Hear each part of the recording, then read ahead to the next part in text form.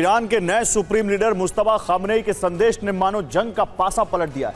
अरब में ईरान न सिर्फ हमले कर रहा है बल्कि टारगेट को हिट करने में कामयाब भी हो रहा है। बीते 24 घंटे में ईरान ने ट्रंप को बड़ी चोट दी है।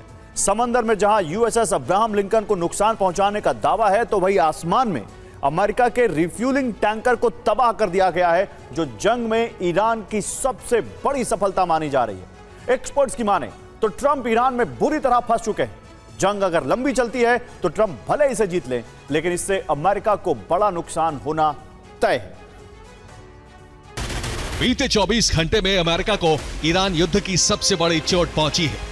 ईरान का दावा है कि उसके हमले में ओमान की खाड़ी में मौजूद यूएसएस अब्राहम लिंकन क्षतिग्रस्त हो चुका है, तो वहीं दूसरी तरफ एक KC-135 रिफ्यूलिंग टैंकर को ईरानी मिसाइलों ने मिट्टी में मिला दिया है। एयरक्राफ्ट के क्रू में शामिल 4 अमेरिकी सैनिकों की मौत हो चुकी है। और अमेरिका के KC-135 रिफ्यूलिंग टैंकर ने भूमध्य सागर के पास मौजूद किसी एयर बेस से टेक ऑफ किया। यहां से 2 एयर टैंकर्स ने एक साथ उड़ान भरी। दावा है कि ये दोनों टैंकर इराक जॉर्डन बॉर्डर के आसपास उड़ान भर रहे थे। यहां फाइटर जेट्स में रिफ्यूलिंग जारी थी। इसी दौरान ईरान ने बैलिस्टिक मिसाइलों से हमला किया। एक मिसाइल रिफ्यूलिंग टैंकर से जा टकराई, जिसके बाद इस टैंकर का मलबा इराक के अनबर प्रांत में गिरा, जबकि दूसरे रिफ्यूलिंग टैंकर ने इजरायली एयरबेस पर इमरजेंसी लैंडिंग की। KC-135 रिफ्यूलिंग टैंकर साल 1960 से अमेरिकी एयरफोर्स में शामिल हुआ था। यह अपने साथ 90,700 किलोग्राम तेल लेकर उड़ सकता है। एक बार में 10 से 15 एयरक्राफ्ट फुल भर सकता है। अमेरिका ने वियतनाम जंग, इराक वॉर और अफगान वॉर में इसका इस्तेमाल किया था। इसके अलावा ISIS के खिलाफ जंग में भी अमेरिका इसका इस्तेमाल कर चुका है, लेकिन ऐसा पहली बार है जब दुश्मन की मिसाइल से इसे तबाह किया गया है। कि ईरान ने यहां ड्रोन और बैलिस्टिक मिसाइल से हमले किए। अमेरिकी एयर डिफेंस ने ज्यादातर ड्रोन और मिसाइलें नष्ट की, लेकिन कुछ ड्रोन बेस को हिट करने में कामयाब रहे। हमले में फ्रांस आर्मी के 6 सैनिक घायल हो गए।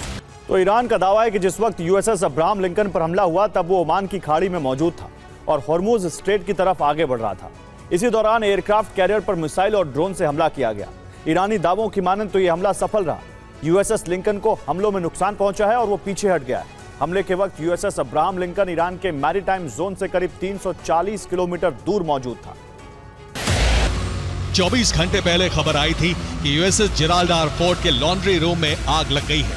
अब ईरान दावा कर रहा है कि भय के चलते ये आग अमेरिकी नौसैनिकों ने खुद लगाई, ताकि उन्हें लाल सागर से आगे ईरान के पास तैनात ना होना पड़े। उस महासंकट की शुरुआत हो चुकी है जिसकी कल्पना से ही दुनिया कांपती थी।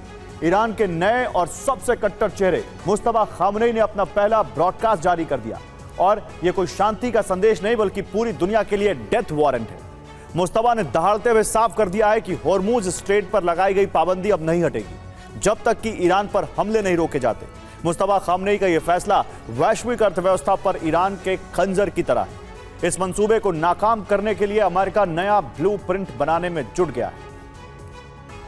मुज्तबा ने कहा है कि अमेरिका से हर हमले का बदला लिया जाएगा। मुज्तबा ने अमेरिकी युद्धपोत को तबाह करने की धमकी दी है। मुज्तबा ने अमेरिका को कागजी शेर बताया है। साथ ही कहा है हॉर्मुज स्ट्रेट तब तक नहीं खुलेगी जब तक हमले नहीं रुकते। और हॉर्मुज में ईरान का चक्रव्यूह तैयार है, जिसमें अमेरिकी जहाजों को फंसाने की तैयारी है। इसके लिए ईरान ने माइंस बिछाई हैं। हॉर्मुज स्ट्रेट क्रॉसिंग में सी माइंस लगा दी गई हैं, जहां पहले से ही अमेरिकी जहाजों की एंट्री पर बैन है। अब अगर युद्धपोत आए तो सी माइंस फटेंगी। ईरान रोजाना सैकड़ों सी माइंस बिछा रहा है। हॉर्मुज बंद होने से तेल संकट बढ़ रहा है। अमेरिका ने निगरानी के लिए सर्विलांस ड्रोन लगाए। खतरा देखते हुए अब्राहम लिंकन को अरब सागर में भेजा गया है। अब अमेरिका सिर्फ हवाई हमले करेगा। फारस की खाड़ी में नेवल ऑपरेशन फिलहाल रोक दिया गया है। और ईरान 14 शिप पर हमले कर चुका है। यूएसएस अब्राहम लिंकन जो एयरक्राफ्ट कैरियर है, उसे ड्रोन हमले से नुकसान पहुंचा है। MT सेफ सी ऑयल टैंकर पर भी ड्रोन हमले से आग लगी। द स्टेना इंपेरेटिव जो केमिकल ऑयल टैंकर है, उस पर बहरीन के पास हमला हुआ।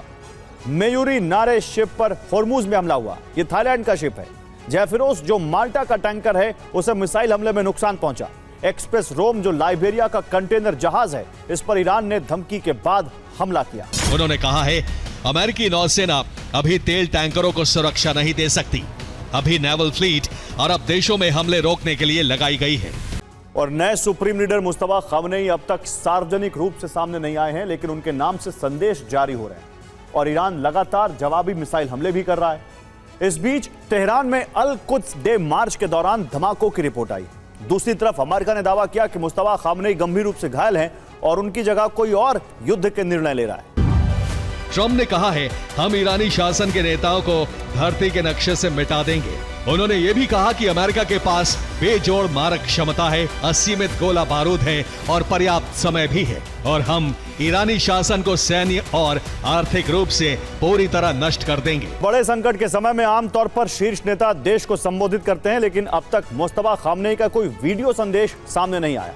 सोशल मीडिया पर उनकी कुछ तस्वीरें सामने आई, लेकिन उन्हें AI से बनाई गई तस्वीरें कहा जा रहा है। यह भी दावा किया गया कि मुस्तफा खामनेई गंभीर रूप से घायल हैं और कोमा में हो सकते हैं। कुछ अंतर्राष्ट्रीय मीडिया रिपोर्ट्स में यह कहा गया कि उन्हें इलाज के लिए बंकर के अंदर बने अस्पताल में भर्ती किया गया है। अमेरिका का दावा है कि मुस्तफा खामनेई घायल हैं, वो डर और सुरक्षा कारणों से छिपे हैं और ईरान में युद्ध के फैसले वो नहीं बल्कि कोई और ले रहा है। मुस्तफा खामनेई की यही तस्वीर ईरानी सरकारी मीडिया में प्रसारित की गई और मुस्तफा खामनेई के नए बनाए गए एक्स अकाउंट पर भी पोस्ट की गई। रिपोर्ट के मुताबिक ये अकाउंट नीदरलैंड से संचालित हो रहा है। ईरान के सरकारी टीवी एंकर मुस्तफा खामनेई को घायल योद्धा और रमजान युद्ध का जांबाज कह रहे हैं। तो ईरान का सुप्रीम लीडर बनने के 5 दिन बाद मुस्तफा खामनेई का पहला संदेश प्रसारित हुआ, लेकिन वो कैमरे पर नहीं आए, उनका कोई वीडियो जारी नहीं हुआ। लेकिन मुस्तफा खामनेई ने हाथ से लिखा एक संदेश जारी किया। इस संदेश में लिखा है, बिस्मिल्लाहिर्रहमानिर्रहीम, यानी अल्लाह के नाम से जो अत्यंत कृपालु और दयालु है। और यह 3 तरह से लिखा हुआ है।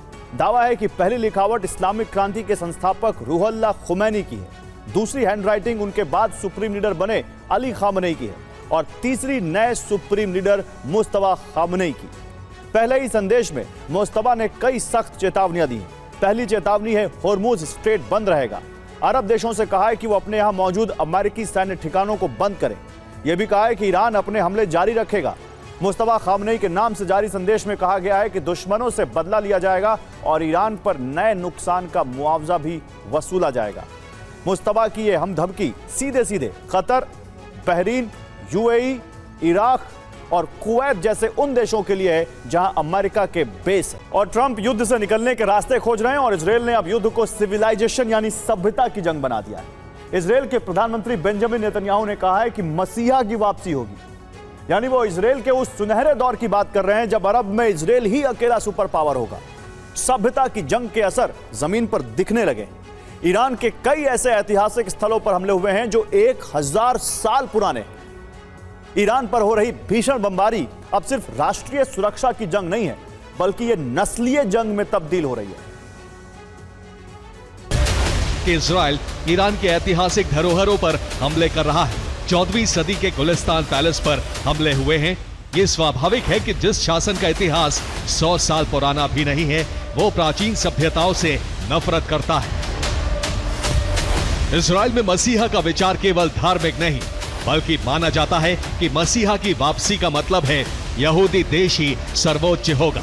नेतन्याहू खुद को ऐसे नेता के तौर पर पेश कर रहे हैं जो इजरायल के स्वर्णिम युग की शुरुआत करेगा। ये बयान जनता को यकीन दिलाने के लिए है कि जंग धार्मिक और अस्तित्व की लड़ाई है। नेतन्याहू का संदेश है कि मंजिल तय है, लेकिन रास्ता लंबा है। ईरान के 1444 लोगों की मौत हो चुकी है, 18,551 लोग घायल हुए हैं। ट्रंप ने कहा है कि आने वाले हफ्ते में ईरान पर हमलों की रफ्तार बढ़ाई जाएगी। और ईरान पर हमले का मकसद उसे परमाणु शक्ति बनने से रोकना है, ऐसा दावा डोनाल्ड ट्रंप का है। लेकिन अमेरिका में विपक्षी नेता इसे ट्रंप का छल बता रहे हैं। अमेरिकी राष्ट्रपति का ईरान में लक्ष्य कुछ और है। परमाणु ठिकाने नष्ट करना महज एक बहाना था, जिसके बाद ट्रंप ईरान युद्ध पर अमेरिका में घिर गए। ईरान की 3 सबसे अहम न्यूक्लियर साइट फोर्दो, नतांज और इस्फहान हैं। फोर्दो और इस्फहान जहां पहाड़ों के कई फीट नीचे मौजूद हैं, तो वहीं नतांज परमाणु केंद्र का एक हिस्सा जमीन के नीचे बना है, जहां परमाणु संवर्धन से जुड़ी बुनियादी मशीनें मौजूद हैं। अगर ईरानी न्यूक्लियर प्रोग्राम को तबाह करना है तो वो हवाई हमलों से नहीं होगा, इसके लिए ग्राउंड ऑपरेशन ही करना होगा। ईरान यहां परमाणु हथियार विकसित करने की परियोजना पर काम कर रहा था। कुछ सैटेलाइट तस्वीरें भी सामने आई थी, जिनसे नए निर्माण के दावों की पुष्टि होती है। पहले 6 दिन के हमलों में $11 अरब से अधिक खर्च हो चुके हैं। बढ़ती लागत और भंडार को फिर भरने की चुनौती खड़ी हो गई है। तेजी से खत्म होने वाले हथियारों में टोमाहॉक मिसाइलें शामिल हैं। पेंटागन सैन्य खर्च के लिए 50 अरब डॉलर की अतिरिक्त मांग करने वाला है। और इजराइल ने लेबनान में हिजबुल्लाह के खिलाफ अब तक का सबसे बड़ा ऑपरेशन शुरू कर दिया है। 24 घंटे में बेरूत शहर के अंदर 70 जगहों पर हमला किया गया। बेरूत के बाहरी इलाकों पर भी रात भर बमबारी हुई। इजराइल ने दक्षिणी लेबनान में जमीनी ऑपरेशन भी तेज कर दिया है। इजराइल ने इस कार्रवाई में हिजबुल्लाह के कई बड़े कमांडरों के मारे जाने का दावा किया है। इजरायली सेना ने दावा किया है कि बेरूत और उसके आसपास करीब 70 ठिकानों पर एक साथ हमला किया गया। हवाई और समुद्री प्लेटफॉर्म से करीब 200 हथियार दागे गए, जिनका निशाना हिजबुल्लाह के हथियार भंडार, कमांड सेंटर, केंद्रीय मुख्यालय और ईरानी रेवोल्यूशनरी गार्ड से जुड़े ठिकाने थे। इनमें हिजबुल्लाह के मिसाइल नेटवर्क से जुड़ा अहम कमांडर अबू धर्र मोहम्मदी भी शामिल है, जिसे ईरान और हिजबुल्लाह के बीच समन्वय करने वाली प्रमुख कड़ी माना जाता था। इसके अलावा लेबनान में फिलिस्तीनी इस्लामिक जिहाद के कमांडर अधम अदनान अल उस्मान और दक्षिणी लेबनान में हिजबुल्लाह की आर्टिलरी यूनिट के प्रमुख जैद अली जुमा के भी मारे जाने का दावा किया गया है। अमेरिकी खुफिया एजेंसी की ही रिपोर्ट है कि रूस ईरान को मदद दे रहा है और क्रेमलिन से अब यह रिपोर्ट है कि रूस की शांति प्रस्ताव तैयार कर रहा है। यानी पुतिन डबल गेम खेल रहे हैं। ईरान को मदद भी जारी है और अमेरिका से फायदे भी उठा रहे हैं। कुछ यूक्रेन जैसा नहीं लग रहा आपको?